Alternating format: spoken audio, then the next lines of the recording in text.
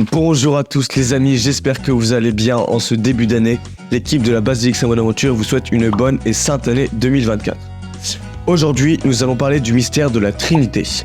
Et oui, ce mystère où il y a un Dieu en 3 personnes. C'est complètement absurde.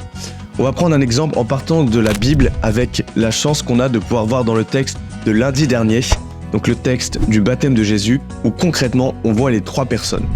Jésus qui vient de Nazareth vient se faire baptiser par Jean-Baptiste. Donc Jésus, il est là, il est présent pour se faire baptiser.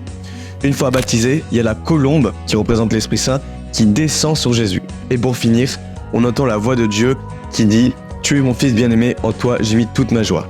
Donc dans ce texte, on peut voir concrètement la présence du Père, du Fils et du Saint-Esprit. Je me suis donc posé la question s'il y avait d'autres textes, d'autres passages dans la Bible où concrètement il y avait ces 3 personnes. Si toi tu as la réponse, n'hésite pas à me le dire dans les commentaires. Pour expliquer la Trinité, je vais prendre l'exemple de l'eau. L'eau, on la connaît sous 3 formes, gazeuse, solide et liquide. Le gaz, c'est tout simplement la représentation de Dieu.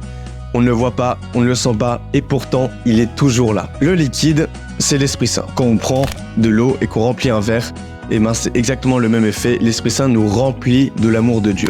Et pour finir, l'eau solide, donc les glaçons, la glace, c'est tout simplement Jésus. Car il est concrètement présent. On le voit, on le sent, il est concrètement avec nous.